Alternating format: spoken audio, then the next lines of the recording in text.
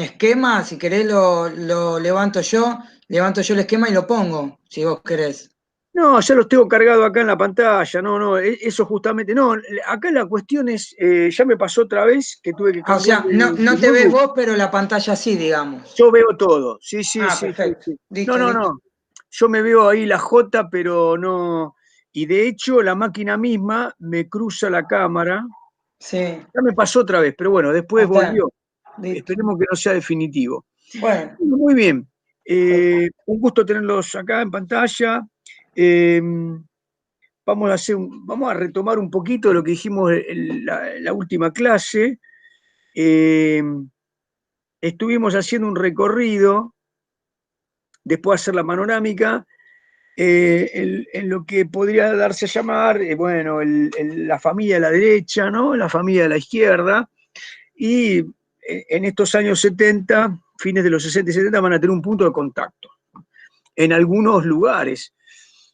En algunos lugares. Se van a encontrar en algunos espacios. Esos espacios tuvieron como eh, elemento común la violencia política. Eh, acá, sobre este punto, les quería hacer referencia a muchos autores a los que me dediqué con fervor los últimos 20 años y que es bueno que lo charlemos un poco, porque el otro día les estuve tirando a diestra y siniestra algunos libros que compartíamos con algunos, eh, que no pertenecen a la academia, que no pertenecen al registro de la historia canónica, pero que van, eh, que nos van aquilatando, nos van, si ustedes quieren, eh, nos van acercando la consolidación de buena parte de las memorias de partido, las memorias de algunos grandes protagonistas, de organizaciones que tienen muchos de sus integrantes con un pie en el drama de la represión del terrorismo de Estado y otro pie en las organizaciones violentas, con lo cual nos ponen en el dilema de esta eterna justificación de esos accionares y a pendular entre el drama que fue el accionar del terrorismo de Estado y la supuesta legitimidad de la violencia política que se operó desde la búsqueda de la toma del poder desde fines de los años 60, o desde, digamos, incipientemente de los primeros años 60. Entonces, acá quiero hacer un punto, ¿no? El otro día yo les comenté, para el caso de Miguel Bonazo, que es uno de los grandes referentes de este periodo, entonces me quedé pensando porque en general me ocupo de hacer una clase, de darle un tiempo a lo que tendría que ser el tratamiento de cada unidad en una materia como esta, en donde el docente coloca a los futuros profesionales delante de un plexo de, de herramientas o dispositivos con los cuales va a trabajar. Ustedes van a trabajar básicamente con todo una vertebración académica que está construida en varios niveles. Uno de esos niveles es lo que produce, bien, eh, la academia en términos estrictos, ¿no? Es decir, bueno, baja un texto y es Fernando Devoto y San se acabó. Y se lo podrá poner en tal o cual lugar, baja un tal don Tulio el Perindongui y San se acabó, José Carlos Chiaramonte y San se acabó, Juan Carlos Torres y San se acabó. Ahora, como dijimos al principio, en algo que no pudimos hacer, todos los autores tienen una biografía intelectual. Esa biografía intelectual es a la vez una inscripción en una biografía sociopolítica, socioideológica, sociocultural de la Argentina, que estuvo tramada por esta misma violencia política. Entonces, los Juan Carlos Torres, los Carlos Altamirano, los Beatriz Arlo, los Miguel Bonazo, los Horacio Berbisky, el que sea que nombremos a partir de ahora, está incurso en esta cuestión. Más allá de que ahora reviste específicamente en el periodismo de investigación, y lo que haga es de tanto en tanto tramitar algunos textos que lanza a la opinión pública. Y desde esa opinión pública, una parte de la academia lo toma al fulano o a la fulana del caso como referente de una cantidad de acontecimientos en calidad de fuente de segunda instancia, si ustedes quieren, ¿no? O como memorias tales, o como historia de partido. Bien, yo les quería dar algunas sugerencias que algunas de ellas son lecturas de verano, pero grandes lecturas de verano, grandes, grandísimas. Tal vez de lo que a mí me parezca que es de lo más recomendable, saliendo obviamente de Richard Gillespie, que ya lo mencionamos y que es un autor canónico, o Peter Ballman, ¿no? No estamos hablando de ellos, pero les hablé de María Seoane, que es una historiadora en relación a Santucho, y se podría decir lo mismo para, por ejemplo, Lucas Lanuse en relación a Montoneros, eh, y otros textos que yo les voy a ir mencionando. Estos que les acabo de nombrar son historias aquilatadas, son doctorados o son tesis de maestría que fueron a terminar en una editorial. Yo les estoy hablando de Miguel Bonazo, que escribe El presidente que no fue, refiriéndose a la historia de la militancia de la JP, que tomó a Cámpora como candidato y lo llevó a la victoria, o de Recuerdos de la Muerte, que tramita una descripción maravillosa de la vida en las mazmorras de la ESMA, a partir de algunos de sus supervivientes. O, por ejemplo, tomamos a Miguel Bonazo, que es muy prolífico, con El Palacio y la Calle para el 2001, o con, ya el otro día me lo dijo Cecilia Ricci, se me va el título de, creo que era Diario de un exiliado, diario de un... Sí, bueno, incluso ayudó y participó en la película Iluminados por el Fuego también, es bastante, estuvo en todos lados. sí, sí, sí. Pero es muy bueno. La verdad que es muy bueno. Ahora, yo les diría, ojo, conseguir todo el recorrido de Miguel Bonazo a pie juntilla. Miguel Bonazo hasta hace poco tiempo, en pleno kirchnerismo, fue diputado, un diputado setentista. Se peleó con el kirchnerismo y terminó a las patadas y volvió al periodismo.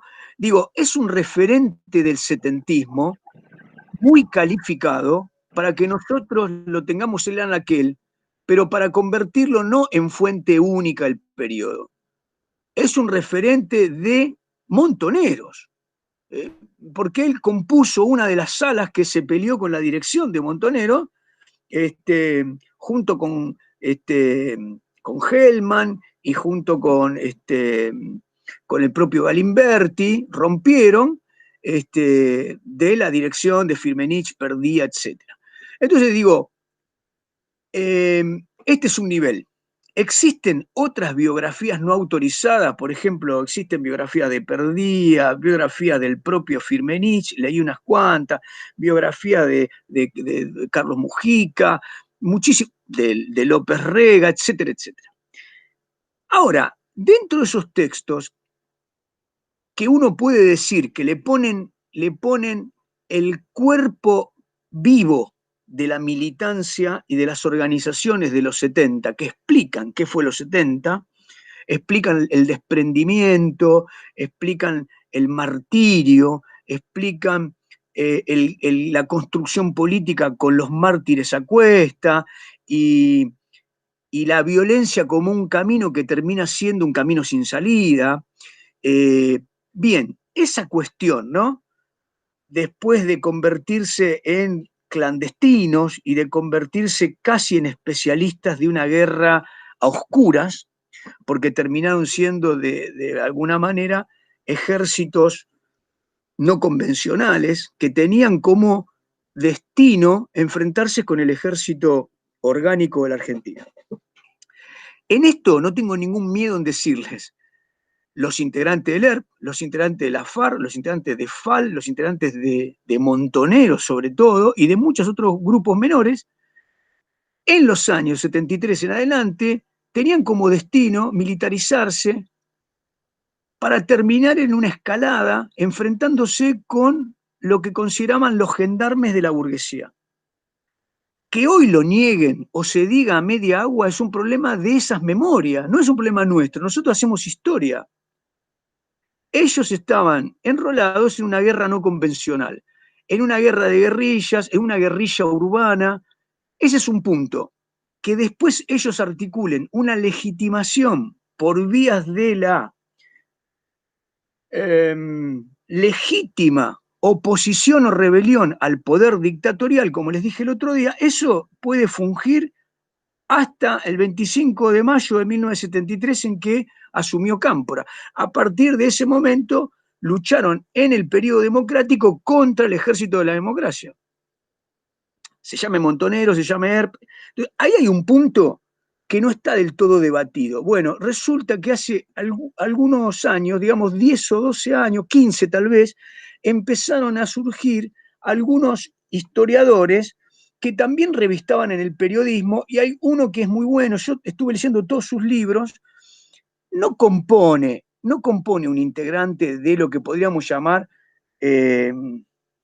la bibliografía canónica. Yo no lo pondría a la altura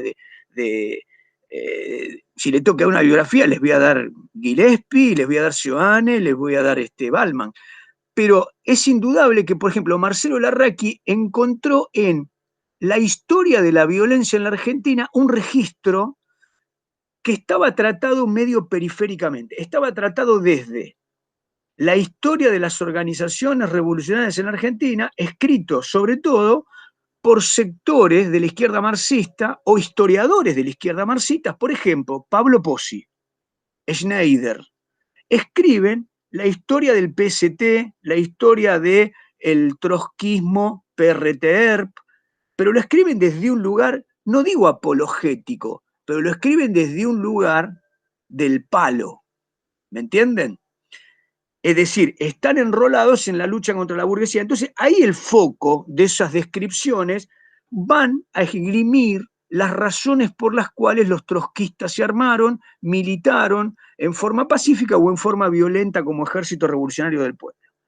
Lo mismo pasa con Montonero, digamos, ¿no? Si ustedes leen Richard Gillespie, van a encontrar una historia más canónica, pero si lo leen, por ejemplo, varios textos, digo, Baschetti, por ejemplo, u otros autores, Roberto Baschetti, que es una especie de repositor de toda la documentación de Montonero, lo que hace es colocar a Montoneros en una línea emancipatoria. Entonces, cuando yo digo los montoneros fueron un sector emancipatorio, digo, bueno, son un sector nacional y popular que buscó por la vía de las armas, y ahí ya tengo una versión. ¿Cuál es la versión no asumida todavía? La que no está asumida por los historiadores porque resulta maldita. Bueno, la versión de los que escribieron, digamos, del otro bando, del bando que para todos nosotros no puede justificar su accionar. Aquellos que veían la avanzada militarista de los sectores revolucionarios como un avance sobre la democracia, sobre el sistema de partidos, sobre el capitalismo argentino. ¿Era legítimo o no ponerse en esa situación? Y bueno, sí, era legítimo. Estaban viendo la asunción de un plano revolucionario en un escenario que parecía no ser revolucionario. En ese punto aparece toda una cuestión de impugnación política. Salen los que dicen, pero ¿cómo? Desde la historia se va a justificar a los represores. Bueno, yo ahí les quiero decir una cuestión metodológica. Para mí, yo no justifico a ningún represor de ninguna índole, y esa no puede ser la razón para omitir parte de lo que ocurrió. Este es un punto central. No hay razones para omitir lo que pasó, ¿no? Entonces, hay muchos textos que por una cuestión de tiempo, si hiciéramos un seminario sería buenísimo. Hay muchísimos autores politólogos que han esgrimido Juan Carlos Marín, por ejemplo, es uno, los hechos armados desde un lugar militar. Otros han estudiado la conversión de la clase media argentina en revolucionarios y violentos políticos, ¿no? En camino hacia la proletarización. Es decir, piénsenlo así, sectores de la clase media, porque la guerrilla argentina estuvo compuesta en un 95% por sectores de la clase media, abandonaban sus vidas, abandonaban sus familias, se tabicaban. Se tabicaban, ¿qué quiere decir? Cambiaban de casa, cambiaban de identidad y se proletarizaban, es decir, iban a vivir con nombres de fantasía en regiones, en lugares, en villas miserias, en marcos muy, muy vulnerables de la sociedad. Y es más, se incluían en algunas industrias para trabajar desde ese lugar por el camino a la insurrección o para reclutar a una buena cantidad de adherentes al camino de las armas. Entonces muchos escriben desde ese lugar. ¿Qué hizo en la Argentina que hubiese una conversión de la clase media a este fervor revolucionario? ¿Fue solamente el Mayo 68? ¿Fue Cuba? ¿Fue el Onganiato con su estupidez y su irritación y su represión lo que generó esto? Fueron los años de proscripción del peronismo, pero igual todas esas argumentaciones terminan siendo débiles frente a la poderosa respuesta que tuvo la Argentina en términos de esta militarización juvenil. Escuchen, dice Peter Waldman que la Argentina tuvo 10.000 hombres en armas, digo, hombres y mujeres, ¿no? Había menos mujeres, pero las había en las organizaciones armadas. En el punto cúlmine, entre el 73 y el 74, el 75 va a ser de declive, hay entre las agrupaciones mayoritarias, que son Montoneros y ERP, se calcula, algunos esgrimen 5.000 hombres armados y entrenados, y otros dicen 10.000 en situación de enfrentar con el uso de armas a las fuerzas de seguridad o a las Fuerzas Armadas. Esto, claro, en el plano de la geografía nacional, ¿no? Es decir, había distribución de sus organismos, tanto el PRT como Montonero tenían. Bueno, muy bien. Acá tenemos parte de la bibliografía que lamentablemente no la vamos a poder repasar, pero yo quería decírselos. Uno la encuentra y es muy saludable leer, hacer largas lecturas sin enrolarse claramente en consideraciones de tipo definitivas acerca de qué fue lo que ocurrió en torno a la definición de esto que llamamos, que los militares llamaron guerra sucia y que después llamamos la teoría de los dos demonios y que claramente fue un terrorismo de Estado expandido y fenomenalmente siniestro. Pero interesa fundamentalmente la historia argentina explicar este proceso de militarización que no puede ser solamente razón para la romantización. Es decir, vestir a los 70 como un periodo romántico de jóvenes por la justicia y por la paz, con metralletas, digamos, porque el mundo así lo exigía, no termina de ser una explicación plausible. Como fenómeno histórico, nosotros tenemos que encontrar lo de siempre, multicausalidad, aspectos varios que explican que, escuchen, que un país que tenía el PBI industrial más alto de América Latina, per cápita, ¿no? Que superaba en integración industrial, todavía en ese momento, año 74, al Brasil, que tenía una clase media absolutamente integrada y con un ascenso social, que tenía un sector trabajador que accedía a bienes que hoy nos parecerían absolutamente impensables. La Argentina del 74 tenía datos de pobreza, de indigencia, que hoy nos parecerían la de otro país. En ese cuadro, para las voces guerrilleras, lo que ocurría en la Argentina era insoportable, era prerevolucionario. Entonces, esto un poco tiene que operar marcándonos los polos desde los cuales acomodamos nuestro foco en búsqueda de las razones históricas. Bien, hago un punto acá. les quería decir, hay textos que cuando puedan, tienen que buscar y leer. Uno de ellos, me parece que es tal vez el más recomendable de todos, se llama La Voluntad. El título lo dice todo. Lo escribió un escritor maravilloso que tiene la Argentina, que vive en España, se llama Martín Caparrós. Caparrós escribió La Voluntad como un trabajo, no lo escribió solo, Caparrós y Anguita. Anguita perteneció a la tradición del Perreter durante un tiempo y Caparrós fue parte de la JP, pero no se enroló nunca en ninguna organización. Bien, obviamente Caparrós es historiador, se licenció en la Sorbona, en París, en fin, son hombres muy dotados. Anguita lo habrán visto, formó parte de unos cuantos colectivos del periodismo hasta hace un tiempo atrás.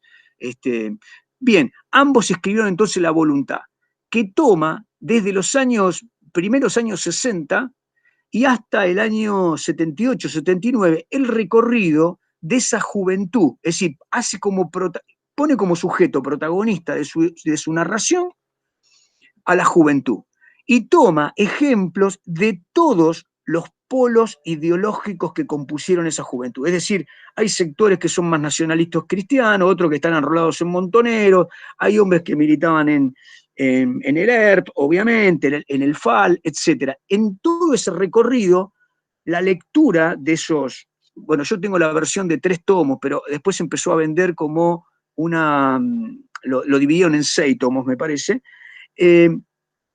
Lo que le queda claramente a uno después de leer ese texto, que es muy amigable, que explica claramente el contexto político, la coyuntura económica, pero sobre todo explica las razones, las motivaciones, la sociabilidad, el plano en el cual la convivencia de esa juventud se convertía en esa búsqueda de un mundo utópico, pero un mundo que se lo iba tramando o se lo iba labrando a partir de las armas, ¿no? Bueno, La Voluntad es un texto absolutamente maravilloso y bueno, y pasa como con otra bibliografía que en realidad no es estrictamente un libro de historia donde uno dice voy a preparar las unidades de la materia, pero después de preparar la materia, búsquenlo, búsquenlo. A los que le interese el periodo y a los que no, hagan un esfuerzo y búsquenlo porque es un gran libro. Bueno, muy bien. Entonces, ahora sí salgo de estas recomendaciones, digamos, consideraciones generales, y vamos a lo que habíamos hecho en la última clase, que era el recorrido, ¿se acuerdan de la familia de la izquierda? Creo que hicimos el recorrido del PRT y algún recorrido, creo que algún recorrido general. Aguántenme que a ver si terminamos con esto vamos a, si lo encuentro, ¿no?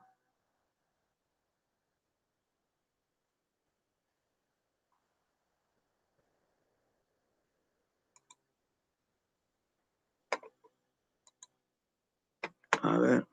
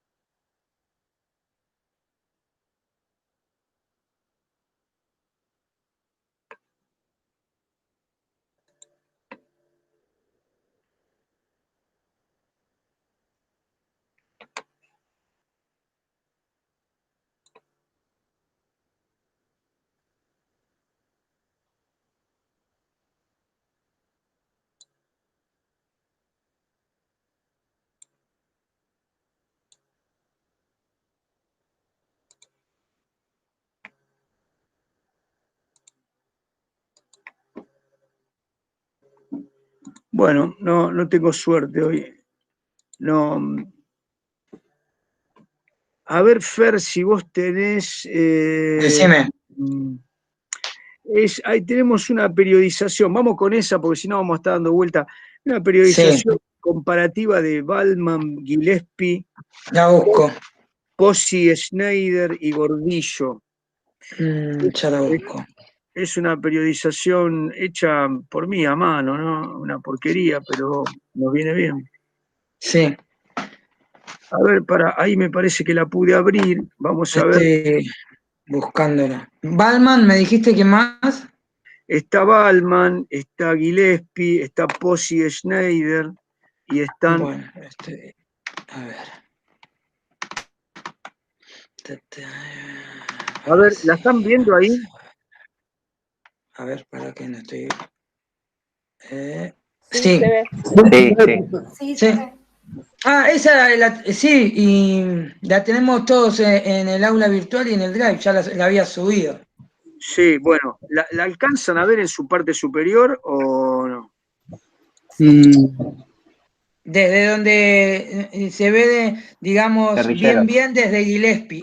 Ahora sí se ve la parte superior. Ahí está. Bueno, ahí está, ahí está. Ahora Bueno, sí, ahora vamos, sí. vamos a tratar Dale. de ponerle un poco de onda. Bueno, vamos a ver, vamos a presentar, así yo no me empiezo porque si no yo me voy corriendo, ¿vieron? A mí me gusta hablar así todo, pero les complico la vida. Bueno, eh, a ver, ¿Sabés qué tendríamos que hacer, Juan? Aprovechando que tenés influencia con el director. Tendríamos que organizar algún tipo de charla, seminario y lo vos metemos tipo obligatorio, ¿viste? escuchame, vos sabés que Carlito Wolpowitz, un amigo, las clases, él las escucha todas, Sí. ¿viste?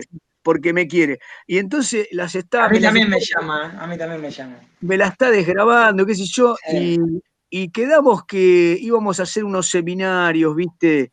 sí, Y yo le decía, bueno, eh, no puedo presentar mucha cosa escrita buena, pero bueno, tengo un trabajo hecho sobre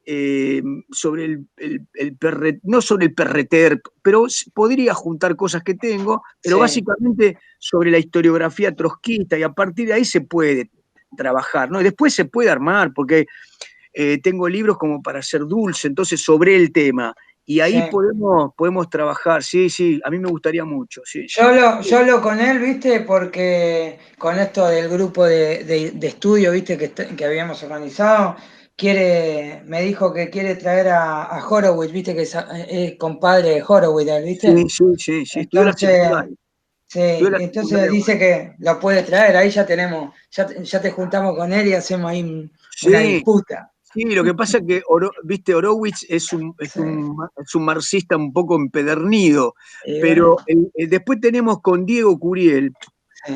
él se había contactado con Marcelo Larraqui, que tiene todos Bien, estos textos de los 70, y el tipo ha escrito también los últimos tiempos, y la cuestión es escucharlo un rato y armar ahí, viste, sí, un bolo como sí, para armar el tema y después de ahí, bueno, arrancar, ¿no? sí, Bueno, sí. escuchen, ahí Buenísimo. aparece arriba Peter Ballman. Lo conocemos porque hablamos, Fer también habló mucho de Peter Ballman como un clásico estudioso del peronismo, clásico, del 45 al 55. Ahora, Peter Ballman, ustedes los tienen en un capítulo del texto de Ruquier, Argentina Hoy, escrito en el año 84, y le pidió a Peter Ballman que escribiese sobre la anomia social y la violencia. Entonces, Peter Ballman en realidad no es un historiador, es un politólogo. Y entonces él ha estudiado el tema de la violencia, el terrorismo, de muchos cuños. Está el cuño irredentista, el IRA, supongan, o la ETA, o los grupos africanos de liberación. Y en el caso de Argentina, él se sorprende por esto que les decía yo. Cuando lean este capítulo, él dice, pero bueno, la Argentina era un país moderno en términos de los guarismos que tenía, una clase media que era difícilmente posible de encontrar en Europa del Este seguro que no, con una situación de una clase obrera muy organizada, muy demandante de las condiciones mínimas de los trabajadores, en fin. Entonces, lo que él dice es, ¿qué razones llevaron a la anomia social? Y él básicamente estudia eh, varios elementos.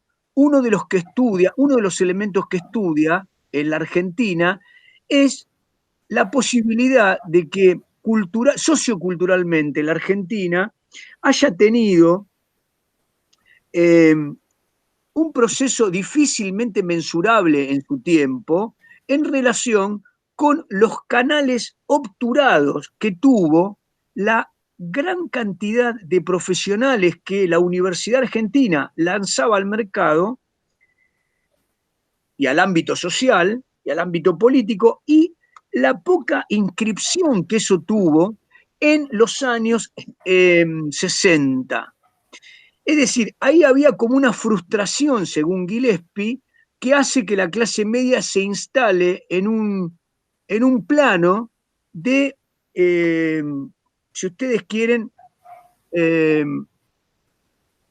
digamos, un plano de enfrentamiento que sería difícil de explicar a otros sin contar con la proscripción del peronismo y sobre todo con el hecho de que la universidad era en la Argentina un canal expansivo que ampliaba las expectativas de los jóvenes, pero que después se la obturaba. ¿Qué dice Peter Ballman?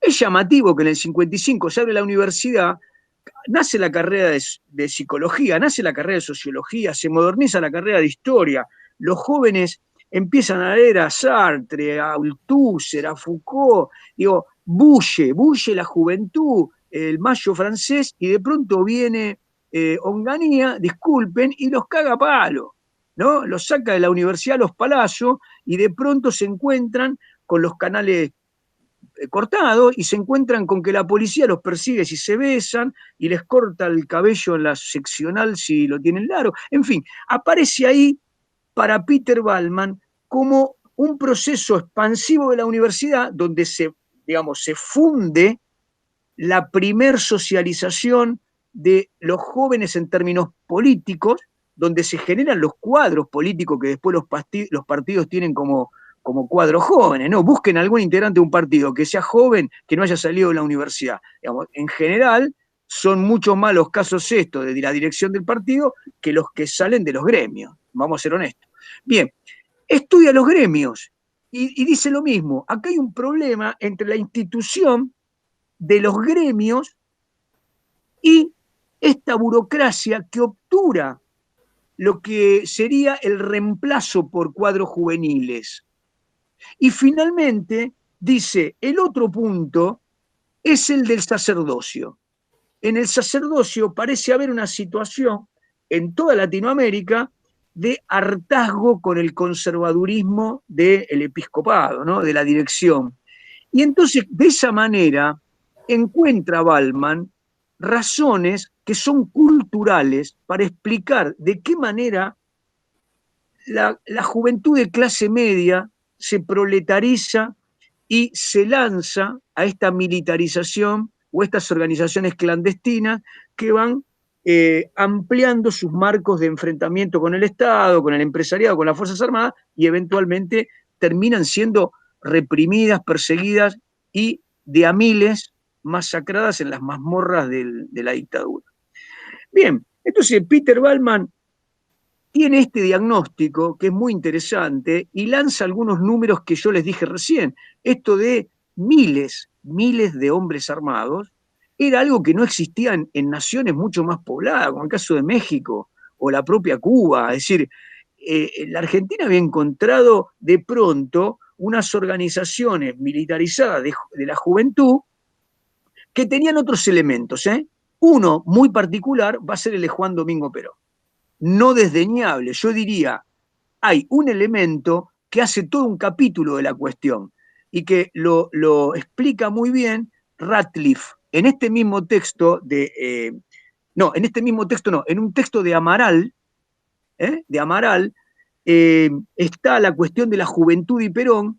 Yo si no está en el Classroom se los voy a subir, y Ratliff explica esta situación de intento de mutuo engaño entre la juventud revolucionaria que toma Perón como el camino de la socialización, de la revolución socialista, y Perón que toma a la juventud como ariete de lucha contra la dictadura que le oponía las vías para convertirse nuevamente en presidente. Entonces, ahí hay un interjuego de tahúres, dice Ratcliffe, que se desarrolla entre el año 67 y el regreso de Perón, que obviamente se puede seguir por capítulos. Es bastante, hoy diríamos que es dramático, pero en ese momento se vivía con una carga bastante mágica. Yo les digo que en muchos casos he leído textos, sobre todo las revistas de los jóvenes peronistas, escuchen bien, ¿no? Perón los empezó a echar. Perón los recibió en Gaspar Campos, en el chalet que tenía en noviembre del 72, cuando volvió, y los recibió López Rega. O sea, Perón no los recibió. Hicieron una comitiva y como Perón sabía que le iban a poner condiciones y demás, lo hizo atender por López Rega, que era el mismo que se estaba preparando para armar una purga y perseguirlos y aniquilarlos.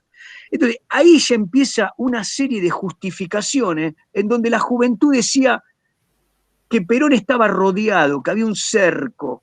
O sea, que Perón, un poco senil, un hombre mayor, rodeado por Isabel y López Rega, tenía un cerco ideológico que no dejaba que Perón fuese el que era.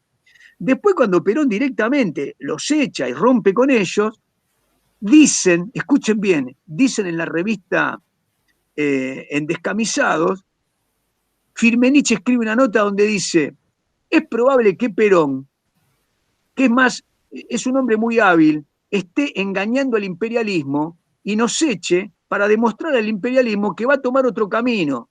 Pero eso es una mentira. Finalmente Perón está con nosotros. Un galimatías, digamos, ese intríngulis conceptual no se lo creía nadie.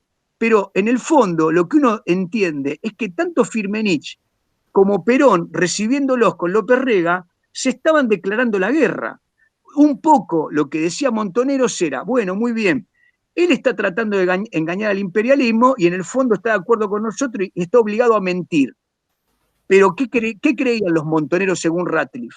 Que era una cuestión de tiempo, que Perón tenía una sentencia de muerte y que finalmente ellos iban a heredar el movimiento. ¿Y qué creía Perón?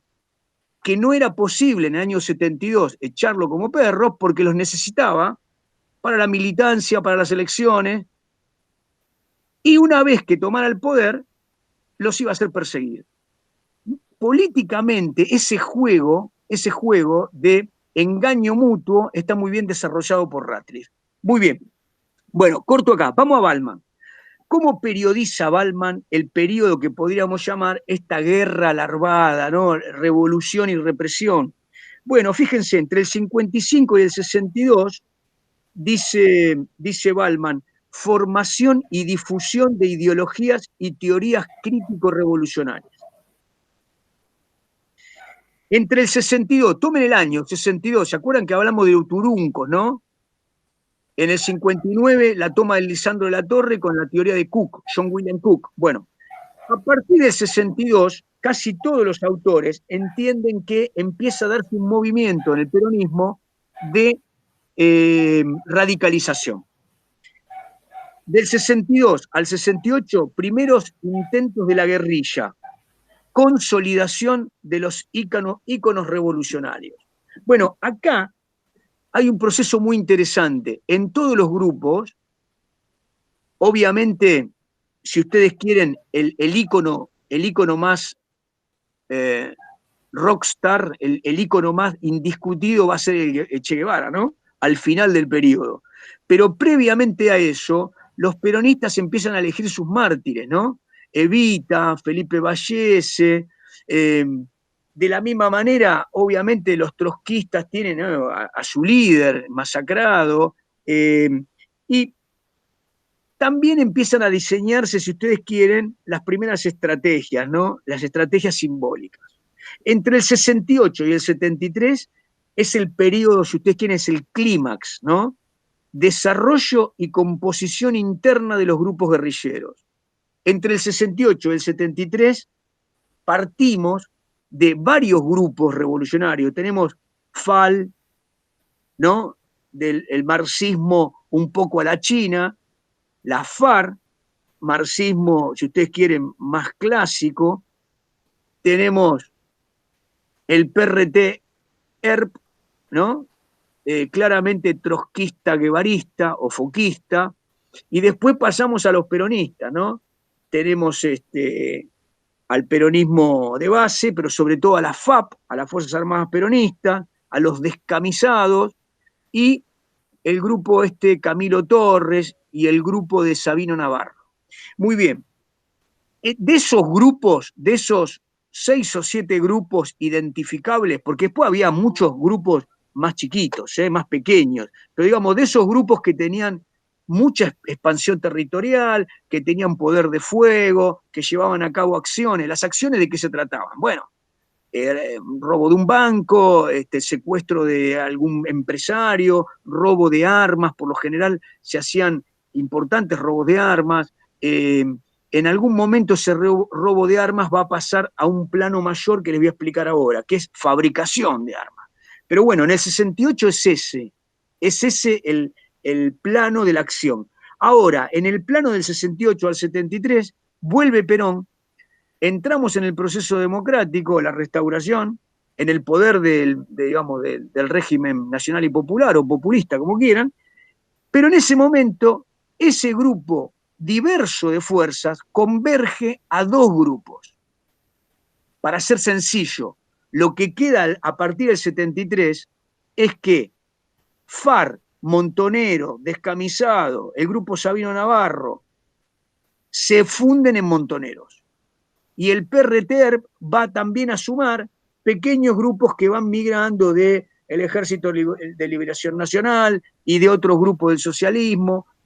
Finalmente queda un gran grupo revolucionario, marxista, foquista, no peronista, y un grupo peronista que se ha marxistizado, que se ha pasado a la lucha de clases, que es Montoneros, a la que se le une, obviamente, como principal fuerza la FARC. No se olviden de la FARC.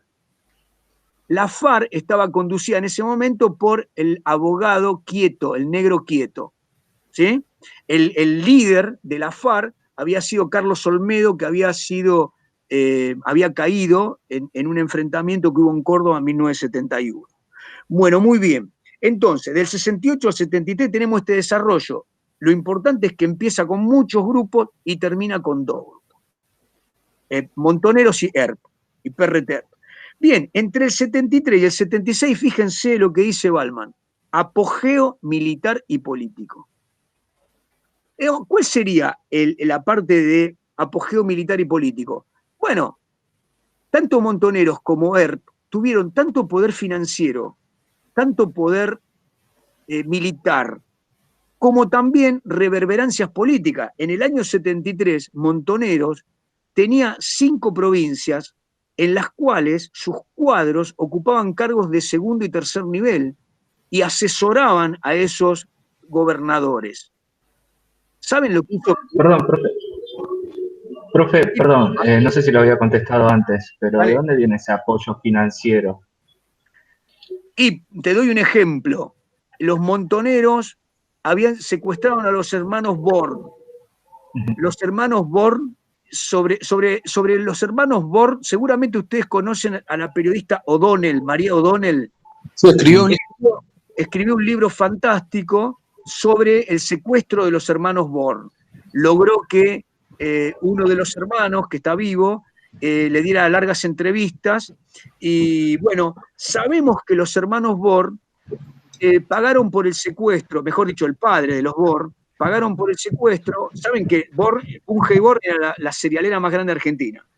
Pagaron por el secuestro de los hermanos algo así como $60 millones. En esa época era una fortuna incalculable.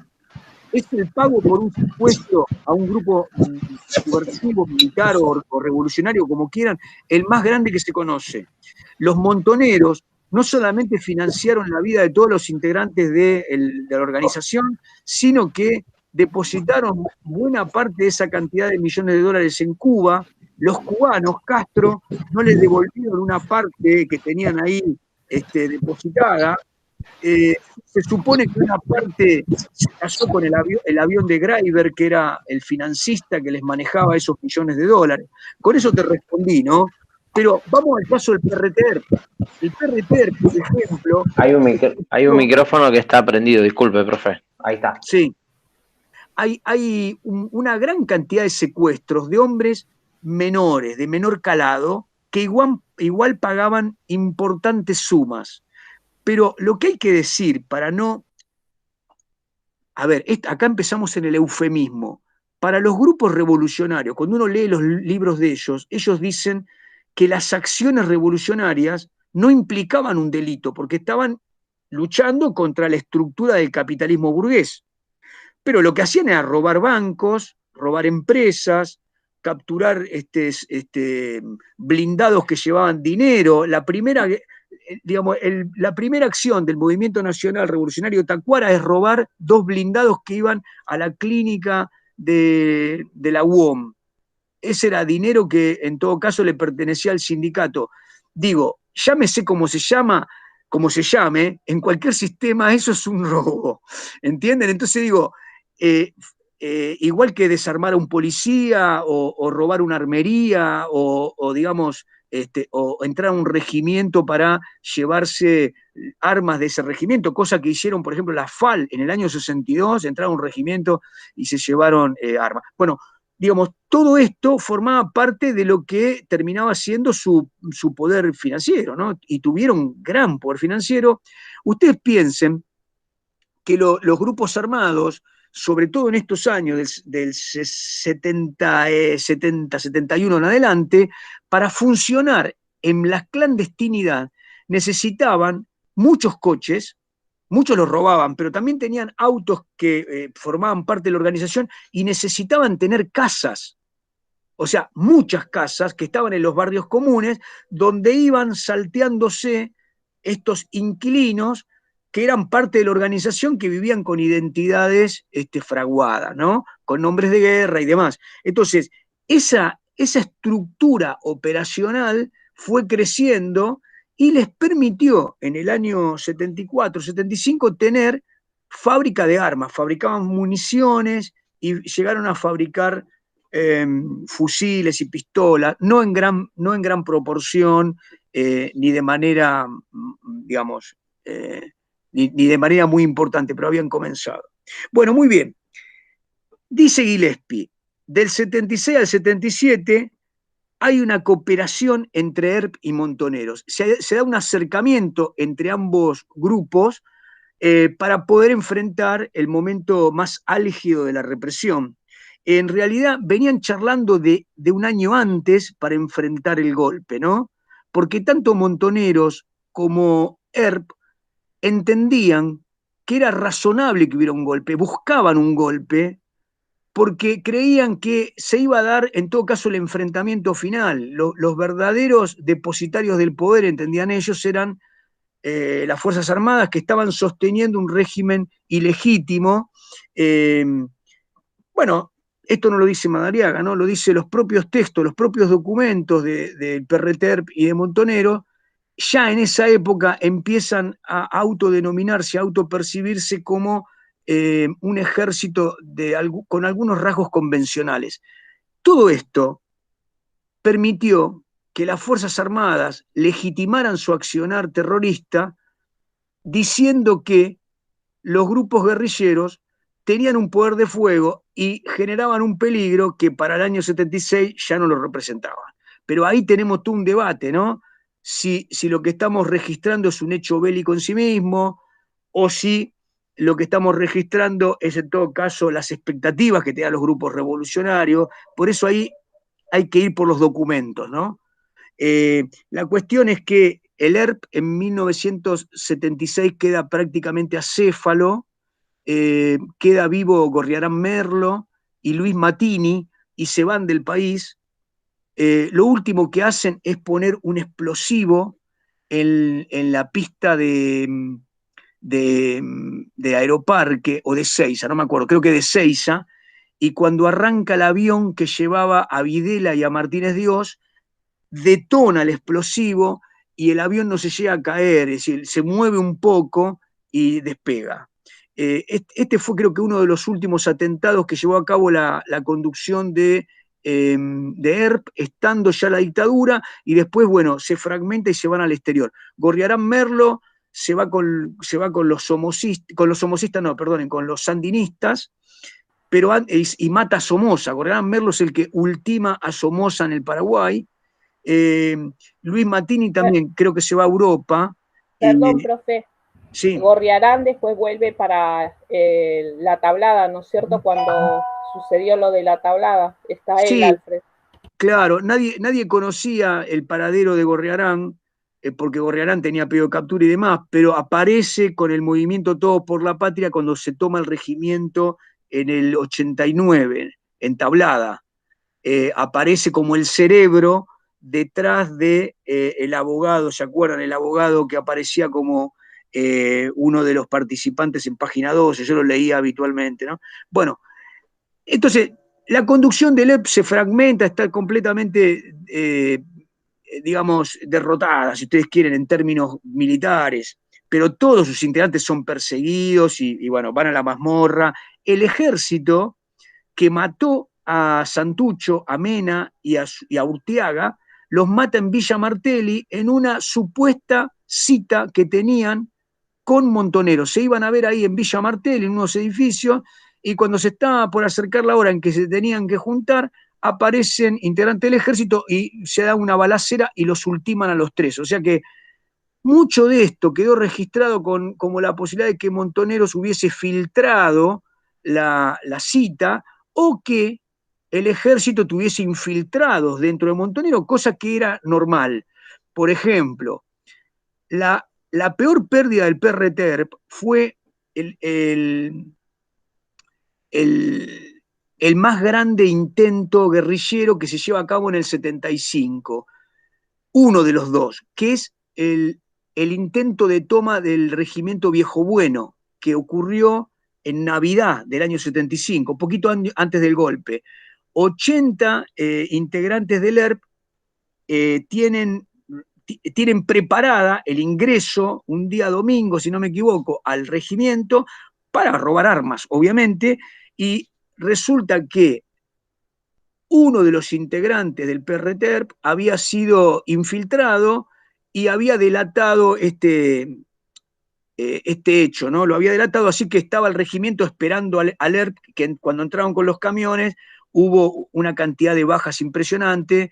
No recuerdo ahora si fueron 80 los que entraron o 80 los que murieron, pero hubo una cantidad de muertes de la cual el ERP no se repuso.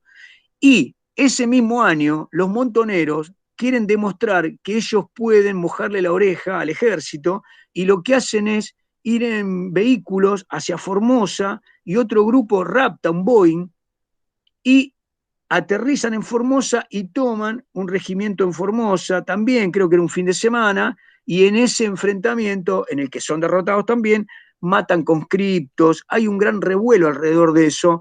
Muchos interpretan que estos dos hechos son los que deciden, o mejor dicho, simbólicamente le dan plafón a la dictadura para dar el ultimátum y tomar el poder, cosa que ya tenían decidida, pero digamos, el hecho que ello haya sido en el 75, ahí en el verano, a poco de empezar el 76, es como que ponía blanco sobre negro. La cuestión es que en términos militares, ambos hechos lo que demostraban era que a partir de ese momento cualquier régimen político podía, con las fuerzas de seguridad, perseguir a los integrantes de los grupos guerrilleros y ponerlos a derecho, digamos, ¿no? Detenerlos, etc. Bueno, el ejército operó a partir de ahí con ese argumento, con ese pretexto, para llevar a cabo el terrorismo de Estado que después vamos a ver. Bien. ¿Qué dice Ballman? Bueno, a partir del 77 y en adelante, bueno, los grupos guerrilleros se descomponen, dice él, ¿no? Se van al exilio y se descomponen. Bueno, los montoneros tuvieron básicamente en México un gran contingente, en México otro en España, algunos fueron a Suecia, pero básicamente son esos dos lugares, México y España, en donde operan, hacen muchas campañas contra la dictadura. Una de las campañas más fuertes fue la contraofensiva que llevaron a cabo los montoneros en el 78, hay una gran cantidad, decenas de militantes montoneros vuelven a entrar al país para iniciar una campaña de acciones propagandísticas contra la dictadura, pero bueno, están infiltrados. Hay un caso que es muy interesante, el de Valenzuela, que finalmente va a ser ajusticiado por el mismo grupo de montoneros. La cuestión es que más allá de ese acto de volver a ingresar militantes, activistas para propagandizar contra la dictadura, eh, los montoneros siguen teniendo dinero, están en el exterior, operan desde el exterior, pero lo único que pueden hacer con cierta eficiencia es denunciar lo que ocurría dentro del país en las cárceles, es decir, que sus compañeros de organización no tenían juicios, que eran encarcelados y no puestos a disposición del Poder Ejecutivo y que se llevaban a cabo, obviamente, matanzas, digamos, en dependencias que eran desconocidas, ¿no? Digamos, en la oscuridad. Entonces, los centros clandestinos de detención y todo lo que supimos después a partir del 83-84 lo denunciaron fundamentalmente en Francia. Entonces, en el año 79 eso tiene mucha potencia y empieza a llegar al país toda una serie de denuncias. Las denuncias son tomadas en muchos lugares. París es uno, pero también Jimmy Carter, que gana la presidencia de los Estados Unidos, demócrata, toma el tema de los derechos humanos y manda integrantes de la OEA a la Argentina a hacer un relevamiento de lo que ocurría acá en el país, ¿no? Y acá los dictadores hicieron una gran campaña en contra de la OEA, y bueno, y esto implicó un corte, fue un antes y un después. El propio Videla se vio en figuritas en el 79 cuando va a Estados Unidos a entrevistarse con Carter. Los periodistas, me acuerdo, latinoamericanos, le hacían preguntas y Videla balbuceaba, por ejemplo, le preguntaban sobre los desaparecidos, entonces Videla decía, y bueno, los desaparecidos son desaparecidos, o sea, no están, eh, no son, o sea, y movía las manos tratando de con eso dejar en el aire algo como una explicación, bastante patético, ¿no? El mundo se fue informando a partir de ese exilio de lo que ocurría. Pero también, en buena medida, el mundo se enteraba de que esa acción que habían llevado a cabo estas organizaciones era en favor de la democracia y digamos, del bien nacional, que a mí me parece que eso está en tela de juicio, digamos. La población en general, mayoritariamente, por lo menos la que había votado a Juan Domingo Perón en el septiembre del 73, no había votado por Montoneros y por su acción revolucionaria, había votado por la fórmula Juan Domingo Perón, María Estela Martínez de Perón. Ahí hay un punto en el cual a mí me parece que los que analizan la historia a veces toman un camino descabellado y piensan que el recorrido de la historia es a partir de lo que dicen los montoneros. Y escucho mucha gente hoy hablando de los montoneros como si los montoneros fueran San Martín. Es una cosa bastante, digo, no quiero entrar en lo que se dice hoy de montonero, pero me preocupa porque en realidad eso lo que hace es replicar una reconstrucción de los acontecimientos que nada tiene no tiene nada, ni siquiera de racional, no digo de histórica, no tiene nada de racional. Pero bueno, es importante salir de esa romantización y ir a los hechos, ¿no? Bueno, muy bien, esto es lo que dice Ballman. ¿Qué dice Gillespie? Gillespie, el título del texto, para mí, el mejor que he leído sobre, digamos, canónicamente sobre la cuestión, Los soldados de Perón se llama. Y bueno, él dice, Gillespie, todo empieza, dice Gillespie, fíjense, con la resistencia peronista, ¿no? En el frondicismo está Cook, y él dice, el cookismo, o sea, la teoría de la insurrección popular de Cook, es en buena medida el punto de comienzo. ¿Por qué es el punto de comienzo? Escuchen esto que es muy interesante. Yo acabo de leer el último libro que escribió O'Donnell, María O'Donnell, que se llama Aramburazo, o no, Aramburu se llama, no Aramburazo, Aramburu. Y relata nuevamente uno más de los libros que se han escrito sobre el ajusticiamiento de Aramburu, que fue llevado a cabo por ese grupo de jóvenes que después se dio a conocer como los Montoneros. Mayo, al año del Cordobazo, y cuando se cumplió el año del Cordobazo lo raptaron, 29 de mayo de 1970.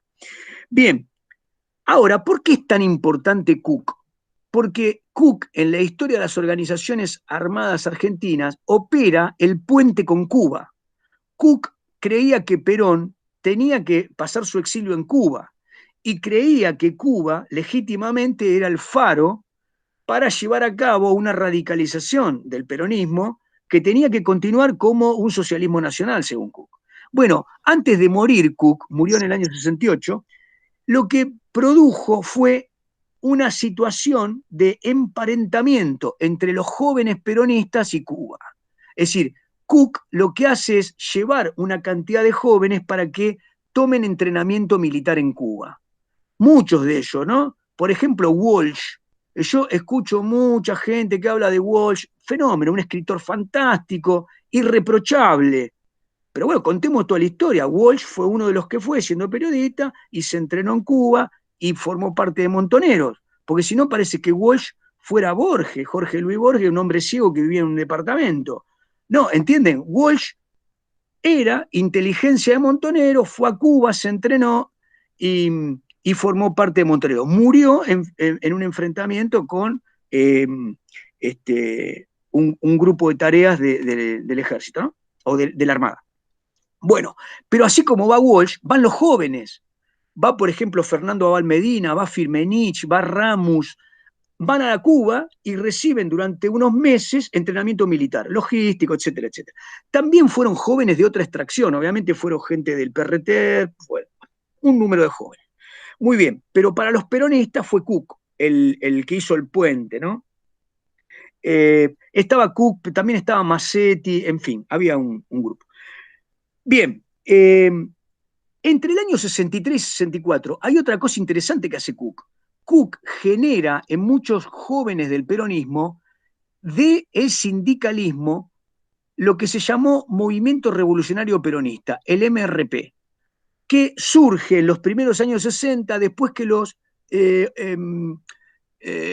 sindicalistas votan en un congreso de la CGT un programa que se llamó Huerta Grande, que tenía un programa bastante llamativo, porque era con una tendencia muy a la izquierda de parte de los sindicalistas. Es decir, hubo como un cuquismo también en el sindicalismo, en una parte del sindicalismo, y de esa parte del sindicalismo surgen, por ejemplo, integrantes nuevos. Esos integrantes nuevos del sindicalismo van a ser los que en el 68 rompen con la CGT clásica de los burócratas y forman la CGT de los argentinos.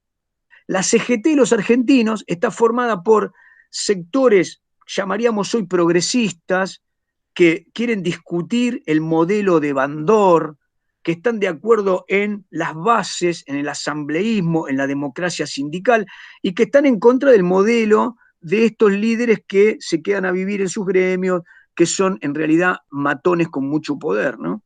Bien, en esa CGT de los argentinos está Walsh, el que conduce Songaro, y aparecen un montón de jóvenes, ¿no? Que ganan secretarías generales de sindicato, pero que lo más importante es que forman la CGT de los argentinos, pero además hacen una declaración de principios en unos documentos sobre lo que entendían ellos que era el peronismo. El peronismo era revolucionario. Y a partir de ese movimiento de los años 64, 65, se genera un polo peronista que podemos entender que de Cook va directamente a este sector juvenil, ¿no? ¿Qué otra cosa sucede por esos años? Se funda la JP, digamos, había un movimiento en Salta que era la JP, pero la JP va a tener una presencia cada vez más creciente como juventud asociada a este polo de Cook y a este polo del movimiento revolucionario peronista. ¿Qué dice el movimiento revolucionario peronista en ese documento? Dice lo siguiente: el peronismo es un movimiento revolucionario porque pone a la clase trabajadora frente a la oligarquía pero la clase trabajadora y Perón vienen a representar una línea histórica que comenzó con las montoneras frente al centralismo porteño, que continuó con Rosas frente a la agresión anglo-francesa y que continuó con todos aquellos que se opusieron al liberalismo de Buenos Aires. Entonces, lo que hace esa línea revolucionaria es tener un discurso histórico. Ahora, ese discurso histórico no era el movimiento revolucionario peronista. Al peronismo revolucionario lo inventaron, según Beatriz Sarlo, 3 o 4 personas. Las más importantes fueron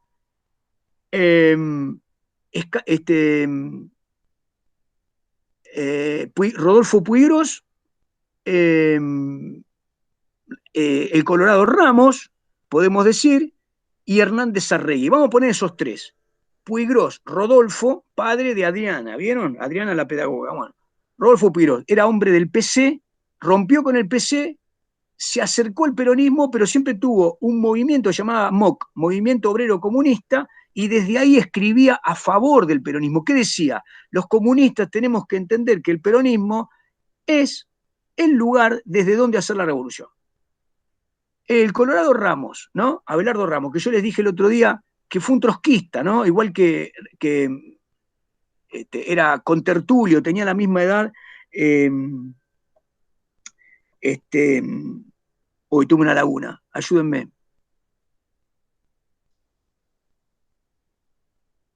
Bueno, que el líder Hugo Bressano, ¿no? Bueno, digamos, la línea trotskista que va a formar el PRT, la verdad, ¿no? Y después el MAS, Hugo Bressano, es contertulio de Ramos. Bueno, Ramos, distintamente a estos trotskistas que se quedaron en el marxismo, del marxismo interpreta el peronismo, escuchen bien, como izquierda nacional. Crea un nuevo polo que es, los que somos de izquierda marxista, no podemos dejar de entender que el peronismo representa lo nacional. Y la revolución es un camino intermedio entre el marxismo clásico y el nacionalismo peronista. Por lo tanto, Ramos llega al punto de que forma un partido que fue el FIP, Frente de Izquierda Popular, que en el año 73 adhirió a la fórmula Perón-Perón, ¿no?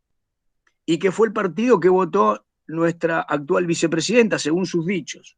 Un partido trotsko-peronista. Pero lo importante fue que tanto Puigros como Ramos eran comunistas y marxistas que escribieron sobre el peronismo haciendo del peronismo un objeto valioso de la lucha popular. Hasta ese momento en la universidad lo que había sobre el peronismo es lo que decía, digamos, la sociología, ¿no? Lo que decía Romero, lo que decía Gino Germani. Es decir, el peronismo era una especie de movimiento que surgió en un nicho donde la burguesía estaba distraída. Para decirlo de alguna manera, la burguesía no entendió cuál era el camino de satisfacción de las clases trabajadoras y en ese nicho aparece Perón. Esto es un poco lo que dice Germani, manipuló a los nuevos trabajadores, representó a todos los sectores del tradicionalismo del interior, nunca se acopló al modernismo, fue un movimiento antiintelectual, bla, bla, bla. Bueno, entonces, la universidad era antiperonista. ¿Quiénes fueron peronistas desde el relato histórico? Puigros desde el comunismo, Ramos del trotskismo y Hernández Sarregui, que había sido que había sido radical en su juventud y se había pasado al marxismo, pero un marxismo teórico. Bueno, Hernández Sarregui escribe un libro que se llamó Peronismo y Socialismo. Hernández Sarregui, Puigros, Abelardo Ramos. Se le puede sumar, por ejemplo, algunos trabajos de Leal o Paso del comunismo, pero quedémonos con esos 3. ¿Qué dice Beatriz Sarlo? Dice, al peronismo como objeto académico de la historia y de la sociología lo inventaron las espadas marxistas. Es decir, no hubo un peronismo intelectual que creó el objeto peronismo desde el punto de vista intelectual o académico. Lo crearon los marxistas. Entonces, ese trabajo emblemático de estos autores se difunde entre la juventud. Por ejemplo, hay autores que dicen, entre ellos lo dice, por ejemplo, Martín Caparrós y Anguita, dice, no había joven en los 70 que no recorriera las librerías en busca de una copia de un texto de Ramos. Para ser peronista de los 70 había que leer Revolución y Contrarrevolución de Colorado Ramos. O había que leer la historia crítica de los partidos políticos de Puiggrós. ¿Por qué? ¿Qué decían esos textos? Decían, el peronismo es revolucionario, el peronismo viene a representar la lucha contra el imperialismo, el peronismo viene a representar la lucha contra la oligarquía, y Perón es el líder de este camino al socialismo. Bueno. Muy bien, entonces, digo, con estos componentes se va dando lo que de alguna manera, dice Gillespie, es el caldo en el que se cocinan las subjetividades de los jóvenes futuros montoneros. Yo diría, ¿cuál es el otro elemento fundamental? Los montoneros surgen en dos grupos bien concretos. Un grupo en la Córdoba de clase media alta.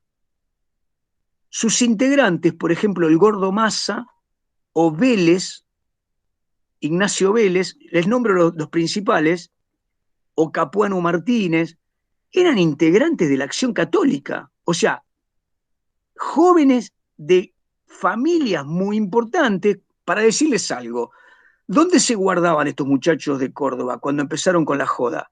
En las casas quintas de sus padres. No estoy diciendo que eran de clase media baja. No, eran de clase media alta. Obviamente, representantes de sectores avanzados del catolicismo, pero que hacían del catolicismo una mirada, si ustedes quieren, bastante expandida. ¿Qué tenían que ver esos jóvenes con lo que yo estoy diciendo hasta ahora? Nada. En teoría, nada. Muy bien, el otro grupo, ¿cuál era? Bueno, el otro grupo era Fernando Abal Medina, cuyo hermano fue secretario general del Partido Peronista, puesto por Perón en el año 73, ¿no? No sé si ustedes se acuerdan el jefe de gabinete del kirchnerismo, Abal Medina. Sí. Bueno, ese es hijo del hermano, ¿no? Mejor dicho, es hijo de Abal Medina, de Juan Abal Medina. El que murió, el montonero, es Fernando Abal Medina. Muy bien, vamos con Fernando Abal Medina y su familia. Bueno, una familia tradicional de clase media de la capital federal que revista, yo les diría más, en un catolicismo bastante reaccionario. ¿Quién eran los hombres que de alguna manera lo llamaban a Fernando Abal Medina desde el punto de vista ideológico? Bueno, Ezcurra. ¿Se acuerdan que hablamos de Ezcurra diciendo que era el que de alguna manera había generado un poco Tacuara? Era un hombre que obviamente propalaba algunas verdades respecto de que el mando político derivaba del mando eclesiástico, es decir, el poder terrenal nunca puede estar por encima del poder celestial, ¿no? Bueno, esta idea, digamos, de la teocracia contemporánea, ¿no? Del papismo más reconcentrado. La cuestión que a Fernando Abal Medina lo primero que se le conoce es que con otro ñato que se llamaba Juan García Elorrio fueron a la Catedral de Buenos Aires y le robaron el micrófono en una homilía al cura e hicieron ahí un lanzamiento de una proclama desde el lugar contracultural contra la iglesia. Siempre era un debate respecto de lo que pasaba dentro de la iglesia. Era más bien una discusión de la nueva generación, de las nuevas encíclicas contra el episcopado más conservador, ¿no? Yo les nombré el miércoles las encíclicas de Juan XXIII, de Pablo VI, digamos, en el sentido de la reforma que la iglesia necesitaba. Y en esa reforma, obviamente, había movimientos que en Latinoamérica fueron interpretados y que dieron lugar al movimiento de sacerdotes del tercer mundo, ¿no? Bien, Fernando Abal Medina lo encontramos ahí. Juan García Elorrio es un hombre más grande, un muchacho más grande, y empieza a publicar un diario, una revista, que se llamaba Cristianismo y Revolución. Bien, Fernando Abal Medina había egresado del Nacional Buenos Aires y había tenido como confesor a Carlos Mujica. Y unos años más chicos, Ramus y Firmenich, igual que Graciela D'Aleo, eran practicantes católicos. Ramus y Firmenich eran compañeros del Nacional Buenos Aires y tenían como confesor a Carlos Mujica, integrante del movimiento de sacerdote por el tercer mundo. Muy bien, juntos, Fernando, Firmenich, Carlos Ramus, Graciela D'Aleo y otros forman parte de lo que son el movimiento, digamos, de jóvenes por los pobres. Tenía un nombre esta movida dentro del catolicismo, y a lo largo del año 66, 67 van al norte, a Chaco, conocen a un abogado de los hacheros que se llamaba Vicente Perdía. Y Carlos Mujica arma ese grupo que después termina dándose el nombre de Camilo Torres, ¿no? Bueno, ¿quién fue Camilo Torres? Fue un cura colombiano, un obispo, que fue el que decidió que por los pobres era legítimo tomar las armas y que un cristiano, si tiene que llegar a luchar por la justicia con las armas, debe hacerlo, porque ahí está la emancipación de los pobres. Entonces, ya elegir el nombre de Camilo Torres era de alguna manera elegir el camino de la insurrección armada, pero desde un lugar cristiano. Estos integrantes, los de Córdoba y los de Capital Federal, tenían nada que ver con el marxismo. Cuando digo nada, es nada. Y no tenían nada que ver con el proletariado industrial, nada. Y tampoco tenían nada que ver con el sindicalismo peronista. ¿Qué quiero decir con nada? Nada. Nada. Bueno, pero de cualquier manera, la cuestión es que, si ustedes se acuerdan, en algún momento yo les dije que por estos años aparece en la CGT de los argentinos, pero también en la universidad y en algunos gremios, pero sobre todo en el marco de la CGT de los argentinos, sobre todo porque Raimundo Ongaro, que es el secretario general de la CGT de los argentinos, es un gran cristiano, un cristiano sindicalista, y permite un diálogo muy abierto entre el marxismo, el peronismo y el cristianismo. Digo, este diálogo también se daba en la universidad. En la UBA, por ejemplo, o en otros sectores, los sacerdotes del tercer mundo entendían que el marxismo tenía sus límites, pero que el diagnóstico que hacía de la lucha de clases era aceptable. Por lo tanto, se aceptaba por un lado la violencia y se aceptaba la lucha de clases, y esto en el marco de la presencia de peronistas que entendían que el regreso de Perón estaba vedado por la oligarquía, por las Fuerzas Armadas, por el empresariado. Esto es un cóctel, ¿no? En ese diálogo, claramente, desde el texto de este grupo Camilo Torres, que García Elorrio lanza como Cristianismo y Revolución, se empiezan a proponer las primeras líneas, digamos, de lo que sería un pequeño grupo que va camino a las armas, ¿no? Los que hacen el registro interno del grupo dicen que esto pasó en Santa Fe y en Buenos Aires porque Ramus tenía padres que tenían muchas estancias, tenían unas estancias, y el tipo, Ramus, el joven, iba a comprar y a vender ganado para su padre, y entonces cuando volvieron del Chaco, conocieron a Perdía, ese lugar en Buenos Aires y algunas idas a Santa Fe les permitió empezar a pensar la unión con la FAP, con las Fuerzas Armadas Peronistas. Se reunieron con la FAP y la FAP dijeron que estos eran unos mocosos soberbios y no les dieron cabida. Entonces la FAP siguió su camino. En la FAP había hombres que eran mucho más avesados. Les cuento un poquito de la FAP. En la FAP estaba un tal Enver El Kadri, que fue uno de los primeros de la JP, que junto con otros integrantes del nacionalismo habían ido en el año 68 a Salta a querer formar la primer guerrilla rural. Resulta que fue un fracaso lo que hicieron y unos comisarios gordos de Salta los atraparon. Pero digamos, tenían más recorrido en el tema de las armas y de la organización, si ustedes quieren, clandestina, ¿no? Así que bueno, Camilo Torres, después de tener el no de la FAP, pasan directamente a la organización, el pase del Camilo Torres a una organización que fuese claramente armada.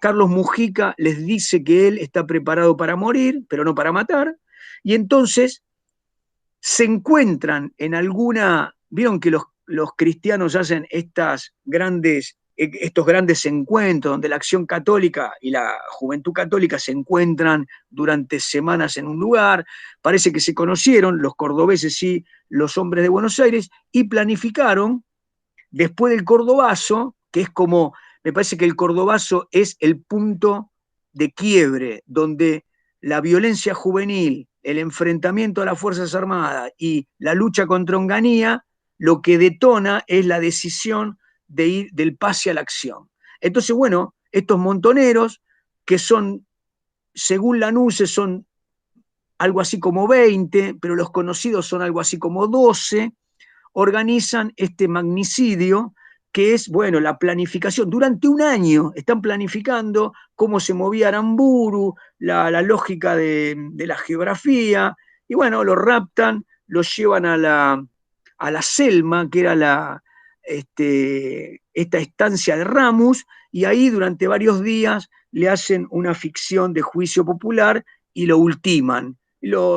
Se dan a conocer en una pizzería de Buenos Aires como montonero, nadie cree, la mayoría del escenario nacional cree que lo ha matado Onganía, los espías de Onganía lo han matado a Aramburu, porque claramente Aramburu era muy crítico de Onganía y pretendía pasar a la formación y aspiración al poder como cabeza de un partido cívico-militar, ¿no? Ya Aramburu había participado en elecciones, pero era uno de los candidatos que podía trascender la salida del Onganiato a una fórmula cívico-militar.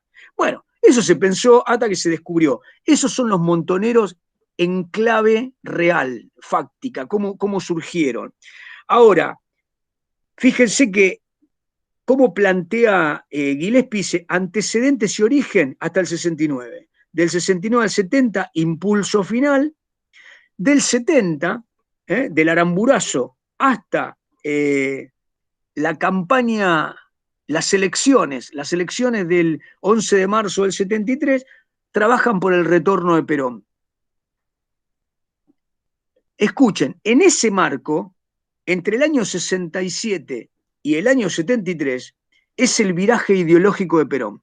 Perón escribe varios textos que son documentos, me parece a mí, magníficos. Escribe una carta donde le dice a los jóvenes, Guevara fue el mejor de nosotros. Tenemos que seguir luchando en el mismo sentido. Cuando aparece, obviamente, Guevara muerto en Bolivia, ¿no? Bueno, resulta que Guevara no tenía nada que ver con el peronismo, ni había sido peronista nunca, pero Perón se lo apropiaba porque era obviamente un ícono que sabía que iba a operar sobre, digamos, la conformación simbólica de la juventud. Y después Perón empieza a operar sobre varias articulaciones discursivas. Una es, la más importante, el famoso trasvasamiento generacional. Perón dice, es hora del trasvasamiento generacional. Es decir, pasar el poder de las estructuras partidarias a los jóvenes. Perón dice esto justo en el momento donde la juventud está lanzada en todo Occidente, ¿no? Pero no hace solamente eso. Perón crea la rama de la juventud. Es decir, crea dentro del partido, aparte de la rama política, la rama sindical, la rama femenina, la rama de la juventud. ¿Y a quién pone? A Rodolfo Galimberti. Galimberti, si ustedes se acuerdan, yo se los mencioné, surgió de Tacuara Galimberti. Era un sujeto bastante duro, de armas llevar, pero de la derecha. Y Galimberti se convierte de hombre duro de la derecha, de la violencia derechista, y pasa a Montoneros y es recibido por Perón lo que se diría de Galimberti era uno de los cuadros más lanzados, ¿no? Más temerarios y con buena, carismático, sobre todo para la oratoria. Bueno, lo va a ver a Perón, Perón entonces lo nombra en la rama juvenil del partido, y también Perón, para contrabalancear, nombra a Licastro, que era un teniente del ejército retirado, lo nombra junto con Galimberti para que trabajen en ese famoso trasvasamiento generacional. Y la segunda operación de Perón es, si ustedes quieren, la más potente. Perón, desde el 43 en adelante, dijo que él había llevado a cabo, él y su grupo, la revolución nacional. El 43 había sido una revolución, hasta tal punto que él asumió su presidencia el 4 de junio del 46. Bueno, ¿qué dice Perón ahora en los años 70, fines de los 60 y 70? Dice, yo siempre dije que el peronismo era un socialismo nacional, cuando en realidad Perón había dicho siempre que el peronismo era un nacionalismo con justicia social. Ahora Perón invertía los términos. Hay una larga entrevista que le hace, ¿cómo se llama el cineasta? Solanas. Solana, búsquenlo, Solanas y Guetino. Pino Solanas. La hora de los hornos, ¿no se llama? No, La Hora de los Hornos es un film que hace Solana sobre lo que pasa en la Argentina. Pero Solanas y Guetino, Ese lo hace entre el 68 y el 70, creo, me parece. claro. No, Mm. en el 71, Perón les da unas largas entrevistas a Solanas y Guetino que se llama Actualización Doctrinaria.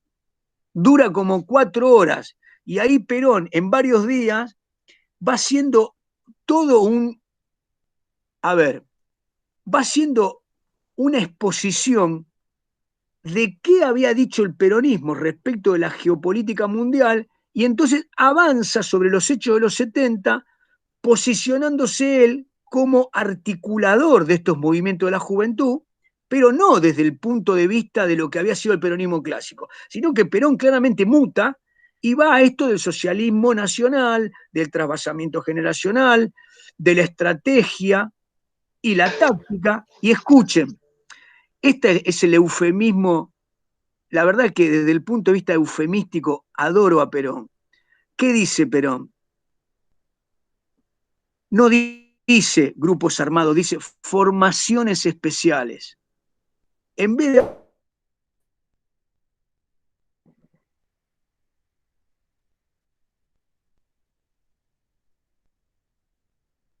los grupos armados, formaciones especiales. Dice, las formaciones especiales son tácticas, y crea la juventud. ¿Y qué les dice a los jóvenes? Les manda cartas cuando son ultimados, por ejemplo, en el año 72, cuando se lleva a cabo la matanza en el sur, en Trelew, ¿no? Que son muertos un montón de montoneros, después de haberse escapado de la cárcel, manda flores, es decir, habla de los nuestros y habla de que son la mejor juventud, la juventud maravillosa, la juventud que está avanzando hacia ese proyecto. Digo, es inocultable que Perón da el impulso final para que estas formaciones especiales trabajen por la vuelta de Perón y por un camino de retorno al poder. Eso es inocultable. En todo caso, queda como hecho histórico desarmar esto que, bueno, está escrito en muchos lados. Muy bien, entonces ese por el retorno de Perón tiene una parte que es muy interesante, que es esta. Entre el 70, el Aramburazo, y la vuelta de Perón, noviembre del 72, pasan casi 2 años, ¿no? Un poquito más de 2 años. Bueno, esos fueron álgidos años en donde los jóvenes van a conocer a Perón y los hombres del peronismo bajan con buenas noticias para las huestes juveniles. Es decir, pero mientras tanto Perón nunca deja de animar a los sectores ortodoxos que braman porque ven que ahora estos jóvenes infiltrados, ¿no? Tal como lo consideraron siempre, venían a declamar contra la burocracia, porque ¿qué es lo que estos jóvenes manifiestan? La JP, Montonero, todos los grupos, desde el peronismo, ¿qué dicen? Un enemigo es la oligarquía, otro enemigo es el imperialismo y el enemigo interno es la burocracia sindical. O sea, Bandor, Alonso, ¿entienden? Esos hombres que representan el poder sindical matonil son un enemigo y los ultiman, así como los grupos armados terminan matando, secuestrando generales o empresarios a los que secuestran e impiden y piden dinero, directamente ultiman como asesinatos políticos, como magnicidio a sus enemigos de la burocracia sindical. Quiero decir esto no empieza en el año 73. Los grupos juveniles y la ortodoxia sindical de derecha se matan a tiros mucho antes, ¿entienden? Es decir, a Bandor lo matan en el 69, no en el 73. En el 73 matan a Rucci, que es el hombre más importante de Perón. Quiero decir esto porque, digo, si no estos hechos parece que no ocurrieron. Fueron magnicidios y al interior del peronismo. No fueron hombres de las Fuerzas Armadas o de la oligarquía o de ejércitos exteriores que mataban a la burguesía sindical. No solo los mataban los jóvenes que revistaban en Montonero o en Descamisado o en la FARC, sino que además después sacaban una proclama como un elemento de avance en la organización, ¿no? Y lo que hacían además era jugar con la muerte en el sentido del martirologio. Por un lado, los muertos que se habían cargado y por el otro lado, los muertos que cargaban como mártires hacia el triunfo, ¿no? Pero muy bien, pero quiero decir esto, porque si no parece que la violencia fue producto del útero, ¿no? Del útero original.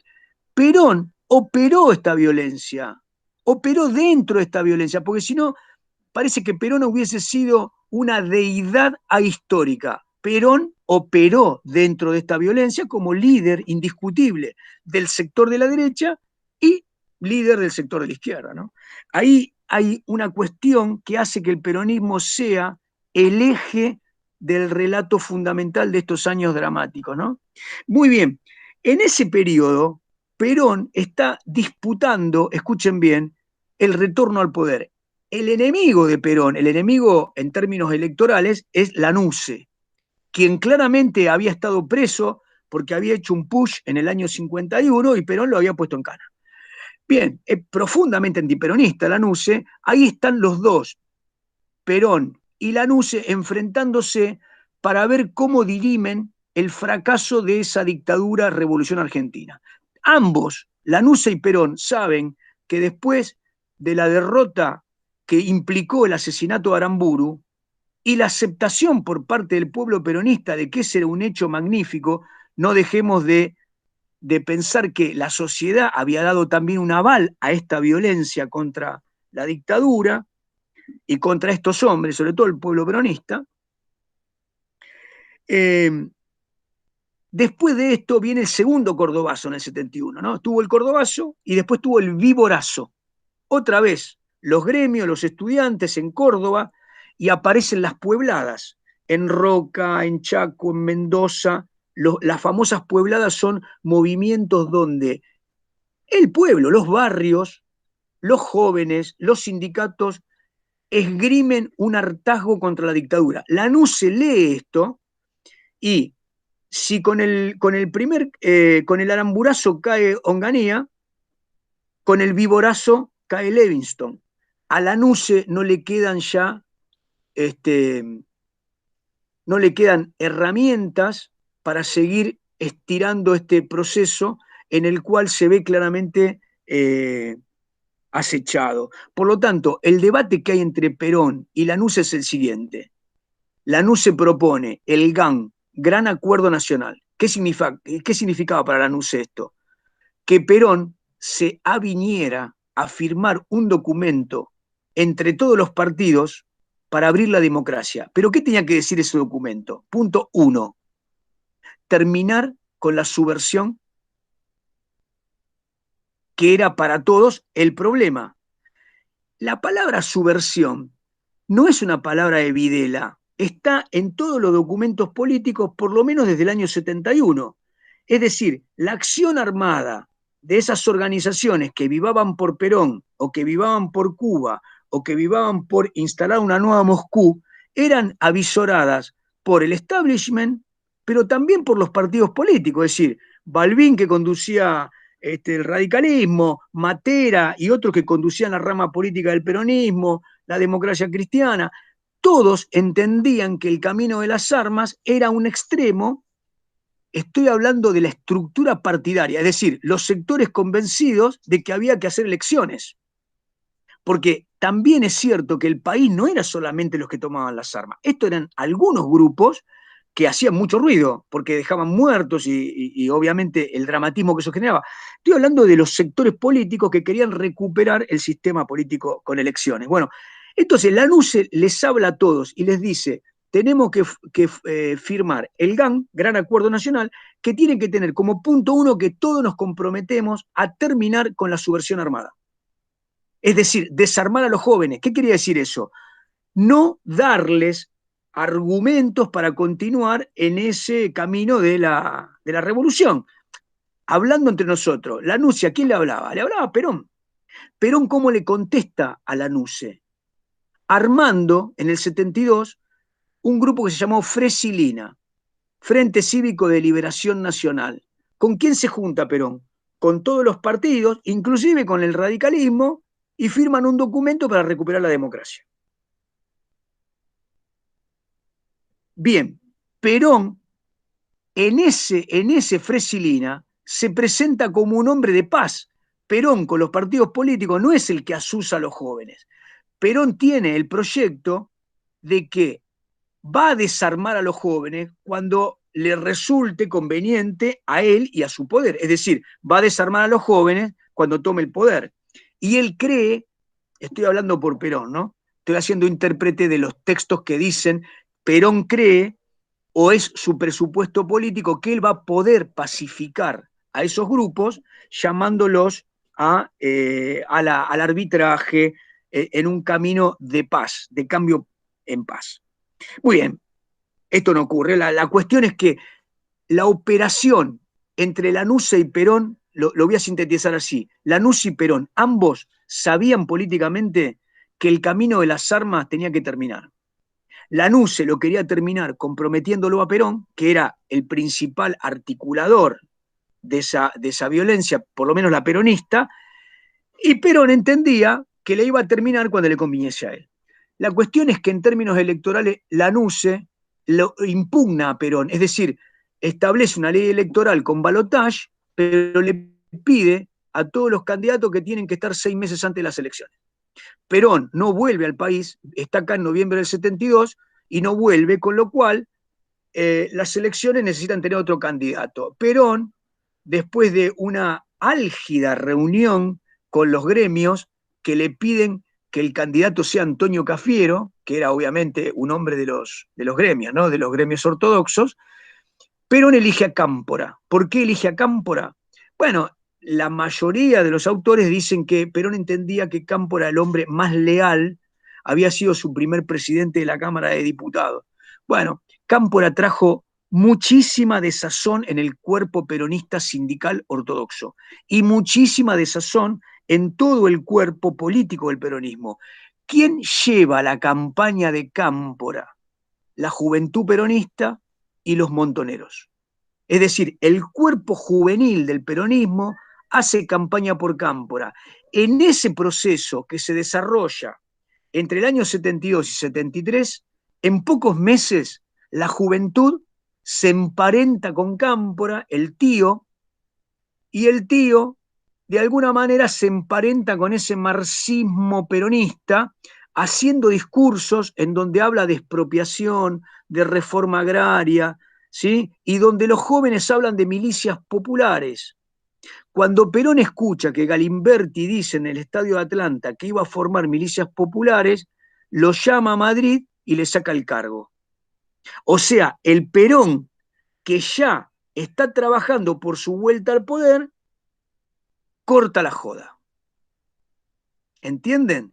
Ahí hay un viraje. En ese momento, cuando elige a Cámpora y empieza el proceso electoral, Perón empieza a observar que los jóvenes usan a Cámpora de plataforma para lanzarse al poder. Cámpora les permite que por lo menos 3 hombres de la tendencia estén como ministros. Rigui es uno, ¿no? Vázquez es otro. Y además, los montoneros logran meter una gran cantidad, como dije, de segundos y terceras líneas en Salta, en Mendoza, en Córdoba, en Santa Cruz y en Buenos Aires. Los 5 gobernadores que aceptan tener montoneros como asesores, piensen, no sé si alguno lo sabe, ¿qué les pasa después? Cuando Perón vuelve al poder, esas 5 provincias son intervenidas, las 5. Bueno, estos hechos históricos demuestran que el plano de la oposición entre el proyecto de Perón y el proyecto de estos jóvenes es claramente visible, pero no por lo que dicen ni siquiera los protagonistas, por lo que dicen los hechos, ¿entienden? Mucho menos por lo que relatan hoy. Bueno, la cuestión es que Perón vuelve al poder entre el 11 de marzo del 73 y el 1 de mayo del 74, dice En busca de aire, dice don Gillespie. ¿Qué pasó con los montoneros? En ese periodo los montoneros llevan a cabo un plano cualitativo de su acción. Empiezan con la fábrica de armas, hacen un despliegue de su poder, pero de alguna manera bifurcan, tienen un trabajo político y un trabajo que continúa siendo militar. Sin embargo, lo que hacen montoneros es detener su acción terrorista o guerrillera contra el gobierno. En ese periodo, el PRTERP dice, nosotros seguimos teniendo los mismos enemigos. Los enemigos son el establishment empresario, el imperialismo, las Fuerzas Armadas y las Fuerzas de Seguridad. Nosotros no vamos a atacar al gobierno popular, pero vamos a seguir atacando a todos los enemigos que de alguna manera van a atentar contra el gobierno popular. Así que el PRTERP sigue su accionar bélico, mientras que Montoneros detiene su accionar, es decir, no lleva a cabo acciones armadas. Sin embargo, uno podría pensar, ¿de qué se trató la liberación de todos los presos de Devoto? Entonces, digo, acá empezamos, vieron, a hilar fino. Las acciones que se llevan a cabo a partir del 73, la verdad es que parecen un cuento de terror, porque a partir del 73 empieza en Devoto, toma el poder Cámpora, e inmediatamente las organizaciones van a Devoto y abren, si negocian, pero rápidamente abren las puertas y salen todos los que están presos en Devoto. Entre ellos muchos eran compañeros, comillas, de las organizaciones armadas. Otros eran de organizaciones sindicales que habían sido juzgados por el Cordobazo, por el Viborazo, en fin. Pero también salen una gran cantidad de pungas y de presos que estaban por otras razones. Pero no solo eso, un poco después, no mucho después, ocurre en la Argentina que va a haber cientos de tomas. ¿Sí? ¿Les suena? Las tomas de las escuelas secundarias, 2016, 2017. Tomas, ¿qué era la toma? Bueno, los jóvenes entendían que en una secundaria el rector era un conservador. Listo, tomaban la escuela. La universidad ni hablar. Organismos del Estado, hospitales, edificios públicos, todo era tomas. Hubo un momento en el cual el propio ministro del Interior, Rigui, tiene que pensar que no es posible tener un país donde haya 500 tomas. Es imposible, ¿entienden? Había un Estado asambleario, prerevolucionario, donde los que se habían ido del poder, los militares, estaban esperando el momento para volver a actuar, y los que estaban ahora, habiendo tomado el poder, pensaban que eso era una situación prerevolucionaria. ¿Cómo vería Perón esto desde Madrid? Y Perón, ¿cómo lo veía? Como la única forma que lo podía ver, como un hombre que era radicalmente anticomunista. Entendió que eso había que cortarlo cuanto antes. Por lo tanto, Perón, a partir de los pocos días que Cámpora está en el poder, entiende que Cámpora tiene que salir del poder. ¿Cuántos días está Cámpora en el poder? 49. Digo, sobre esto hay mucho escrito también, sobre si fue un golpe a Cámpora. Bien, Cámpora decía ante cada micrófono que podía que él iba a renunciar cuando Perón se lo pidiera porque él era un vicario, era un hombre que estaba ahí pero no tenía el poder. Él estaba ahí porque Perón no podía estar. Perón, ¿qué había hecho con Cámpora? Le había puesto como ministro de Bienestar Social, adivinen a quién, a don López Rega, que obviamente eran los ojos y los oídos del general, ¿no? Así que bueno, en estas circunstancias se da un periodo muy alucinante sobre el cual yo estoy haciendo una síntesis abominable, ¿no? Disculpen, pero bueno, ese periodo del camporismo es un periodo realmente alucinante, no lo digo en términos valorativos, digo alucinante en el sentido de que ocurren cosas que es difícil pensar en tan corto tiempo. Y lo peor de todo, en ese periodo ocurre la vuelta definitiva de Perón, en la cual Perón organiza su recepción con un grupo de experimentados hombres de derecha, entre donde estaba Norma Kennedy, Bujetich y obviamente don López Rega, que organizan una especie de emboscada armada contra los sectores de la izquierda peronista, Montonero, Descamisado, que van a ocupar el palco donde iba a estar Perón, tratando de ocupar los lugares fundamentales. Está claro que para los jóvenes que Perón viera que ellos eran muchos más, representaba un aspecto, si ustedes quieren, de la época, el famoso movilizacionismo. La cuestión que eso terminó de manera horrorosa. Berbisky escribe un libro periodístico, ¿no?, que se llama Ezeiza, donde registra los hechos de la manera más cercana a la realidad. Hubo muchos muertos, obviamente, y raptados y tortura, donde la derecha peronista, elegida por Perón, le da ese final a ese hecho que movió millones de personas. Se calcula que hubo 2 o 3 millones de personas en las inmediaciones de Ezeiza. Bueno, este fatídico comienzo del regreso de Perón tiene como colofón un discurso de Perón. Perón se pone la casaca de general, va a la televisión y búsquenlo en YouTube. Hace un discurso donde dice que va a tronar el escarmiento. ¿Para quién va a tronar el escarmiento? Obviamente para la juventud. Esto es lo que está claro en los hechos. Hay que mirar YouTube, buscar los documentos y entender el viraje de Perón en los hechos, ¿no? Perón empieza a entender claramente que no puede desarmar esa juventud que está lanzada y que él no alcanzó a percibir en su dimensión. Y entonces los hechos que se desencadenan a partir de ahí son, y dejo acá para no tenerlos más tiempo, por un lado, en qué medida Perón deja que López Rega haga, o en qué medida Perón es el creador, el articulador de la AAA. Uno podría decir esto: Perón claramente dice en muchos reportajes, casi entre medias palabras, que todo poder termina siendo un poder militar. Y uno entiende por los discursos de Perón, de el día después de Ezeiza, y por las entrevistas que les hacen los periodistas en el año 73, 74, hasta que muere, que Perón va subiendo la apuesta, así como va modificando las leyes para hacer que los que atenten contra un regimiento militar sean considerados penalmente en forma más gravosa que cualquier otra acción. Esta escalada de Perón hacia la derecha demuestra que claramente Perón no pudo resolver la cuestión que les planteé antes, desarmar a esa juventud para operar un periodo democrático en el cual Perón pensaba en algo que Maristela Svampa llama populismo imposible, es decir, un modelo de articulación entre el capital y el trabajo con un Estado presente.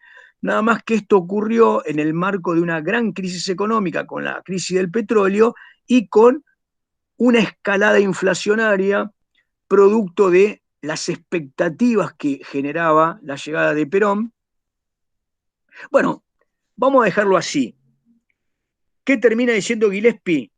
volviendo a Montoneros y terminamos acá, a partir de la muerte de Perón, 1 de julio de 1974, los montoneros vuelven a las armas. ¿Esto qué significa? Que los montoneros entraron en guerra contra López Rega e Isabel. Ese periodo seguía siendo democrático, aunque a la muerte de Perón se convirtió en un régimen autoritario y represivo. No obstante, eran los poderes elegidos por el pueblo, ¿no? Así que este periodo que va del 1 de julio del 74 hasta el 24 de marzo del 76 y digamos hasta el 78, en donde el grupo montonero sale al exilio, es un periodo, digamos, bastante controvertido. Bueno, no los quiero retener, yo seguiría hablando, pero bueno, dejemos por acá. Este esquema, no me acuerdo si lo subí, si no lo subí. Sí, está subido. Ah, Está bueno, subido. porque les digo por qué, porque con Fernando entendimos que tanto Ballman como Gillespie, saquemos Pozzi y Schneider, son los que empezaremos en la semana que viene. Pozzi y Schneider son, en todo caso, el texto que explica cómo se organizó el grupo de la izquierda que va a terminar siendo el PRTERP. Sí. Y después, en el esquema abajo, aparecen las autoras que son más canónicamente históricas, digamos, ¿no? Del libro de Sudamericana. Aparece Gordillo y Maristela Esbampa. Sí. Gordillo, bueno, yo llegué a explicar, Juan, yo con Gordillo me pasé del 66 y expliqué casi todo el texto, así que ahí en esa clase también tienen un poco la visión del texto ese, y aparte en la unidad yo subí la línea de tiempo también sobre Gordillo, que ayuda un poquito más también ahí. Está bien, Fer, ¿sabés lo que pasa? Es que yo estoy eligiendo el eje más bien fáctico de la violencia como eje. Entonces, lo que lleva al cordobazo y del cordobazo lleva al viborazo, yo no lo voy a volver a decir. Creo que el plano sindical político lo trabajaste vos. Sí. Lo que vamos a hacer en todo caso es ver esto de la izquierda y en la próxima clase ya creo que vamos a poder entrar en la lógica del terrorismo de Estado. Y si puedo, les voy a armar una síntesis de clase económica. ¿Qué pasó en Argentina entre esta burocracia autoritaria desarrollista que fue Onganía y, digamos, la declinación espantosa que estamos viviendo hace por lo menos unas décadas, ¿no? En términos de bueno, habría que hacer, perdón, ¿sabés que me quedó picando? Habría que hacer, pero más en joda que es cierto, ¿no? Incluso mirar el listado de las 100 y pico de personas que vinieron en el avión con Perón y hacer un análisis de esas 100 y pico de personas, porque hay cada personaje, vinieron todos juntos en el mismo avión. Sí, la lista. Yo no sé, eso hay gente que se dedica a hacer ese tipo de texto. La lista está en internet, yo la vi una vez así, buscando fuentes, y yo no podía creer, no sé, sentado en la misma fila estaba Marilina Ross, Leonardo Fabio, no sé, Carlos Menem, y no sé quién más. Y yo no puedo creer. Escuchá, Fer, se cuenta una anécdota que parece que Perón era un tipo, digamos, los que lo conocieron dicen que Perón era un tipo sobreeducado, ¿no? Sobreeducado, muy galante, muy cuidado, muy respetuoso en sus formas, ¿no? Muy campechano, pero un hombre del siglo XIX, digamos, ¿no? Piensen que para la vuelta Perón ya tenía 70 y pico de 74, 75 años. Y entonces dice que en un momento se acerca, no me acuerdo no sé a quién del avión, a uno de los personajes de acá del país, que tenía más cerca, no sé si a Val Medina o a Campo, no sé, y le pregunta, discúlpeme, ¿quién es ese muchacho tan pintoresco? Porque estaba Menem con unas patillas, ya hay que buscar una foto de Menem en el 73, era Quiroga, ¿no? Era Facundo Quiroga. Y en ese avión estaba el nene San Filipo, estaba también. Sí, sí. Y había un par de actores. Ahora después la voy a buscar la lista y la voy a pasar así nomás para ver, porque creo que eran 160 personas en el avión. Y nada, 154. sí, 154, ahí está, Sí, gracias. Y a mí me causó mucha gracia, digo, me hubiese encantado estar ahí porque es como... Es como la Bueno, parodia de los Simpsons, del avión que Tal va. cual, tal cual, tal gente, cual. escuchen, Será ¿alguna la pregunta, algo que quieran saber o que no entendieron de este monólogo?